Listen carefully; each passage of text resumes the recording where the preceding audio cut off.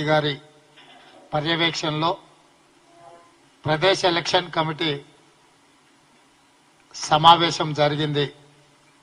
రాబోయే లోక్సభ మరియు రాజ్యసభ ఎన్నికలకు సంబంధించి సమావేశంలో చర్చించుకొని భవిష్యత్ కార్యాచరణను నిర్ణయించుకోవడం జరిగింది.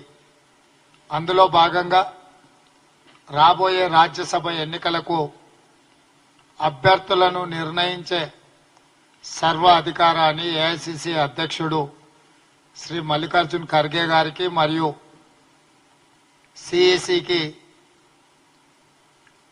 పూర్తి స్థాయి అధికారాలను వారికి బదిలీ చేస్తూ ఈ సమావేశంలో ఏకగ్రీవ తీర్మానం చేయడం జరిగింది.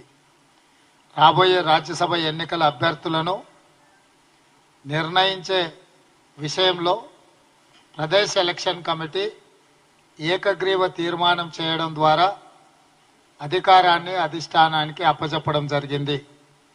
రెండవది, రాబోయే లోక్సభ ఎన్నికలలో 17 పార్లమెంటు నియోజకవర్గాలకు సంబంధించి అభ్యర్థులను వాళ్ళ దరఖాస్తులను గాంధీ భవన్లో చేసుకునే విధంగా మార్చ్ జరగబోయే ఎన్నికలలో ఫిబ్రవరి 3 తారీఖు సాయంత్రం 5 గంటల వరకు అప్లికేషన్లను గాంధీ భవన్లో ఇచ్చుకునే విధంగా జనరల్ సీట్లకు సంబంధించి 50,000 రూపాయలు అప్లికేషన్తో పాటు జమ చేయాలి. ఎస్సీ ఎస్టీ వికలాంగులకు 25,000 రూపాయలతో పాటు అప్లికేషన్తో జత చేయాల్సిందిగా మార్చి 3 తారీఖు సాయంత్రం 5 గంటల వరకు సమయం ఇస్తూ పిఈసిలో నిర్ణయించడం జరిగింది. ఆ తర్వాత వచ్చిన అప్లికేషన్లను క్రోడీకరించి దానికి సంబంధించి లిస్టు తయారు చేసి ఆల్రెడీ ఎన్నికలకు సంబంధించి సెలక్షన్ కమిటీని నియమించడం జరిగింది. స్క్రీనింగ్ కమిటీని హరీష్ చౌదరి గారు చైర్మన్, అదేవిధంగా జిగ్నేష్ మేవానీ గారు గుజరాత్ నుంచి, విశ్వజిత్ కదం మహారాష్ట్ర నుంచి సభ్యులుగా నియమించడం జరిగింది. వారు కూడా తొందరలోనే రాష్ట్ర పర్యటనకు వచ్చి ఈ అప్లికేషన్లను అన్నిటిని కూడా క్రోడీకరించి సిఈసికి నివేదిక ఇవ్వడం జరుగుతుంది.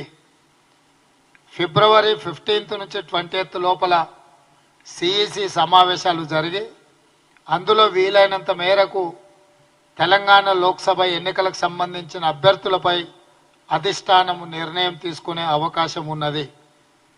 అదేవిధంగా 17 పార్లమెంట్లకు సంబంధించి ప్రతి ఒక్క పార్లమెంటుకి ఒక ముఖ్యమైన నాయకుడిని లేదా రాష్ట్ర మంత్రిని ఇన్ఛార్జిగా నియమించినాం.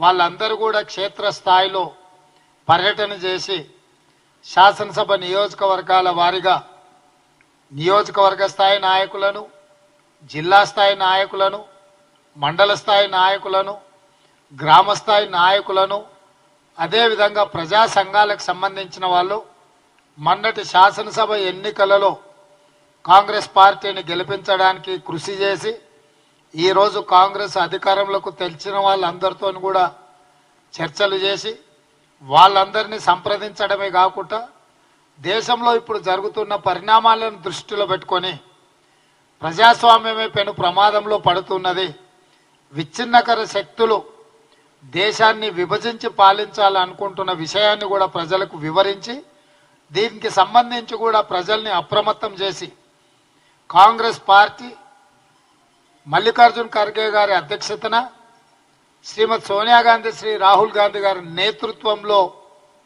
ఈ దేశంలో ప్రభుత్వం ఏర్పడినప్పుడే ప్రజలకు రక్షణ ఇవ్వడం జరుగుతుంది, ప్రజాస్వామ్యాన్ని కాపాడడం జరుగుతుంది, ప్రజారంజకమైన పరిపాలన అందించడానికి అవకాశం ఉంటుంది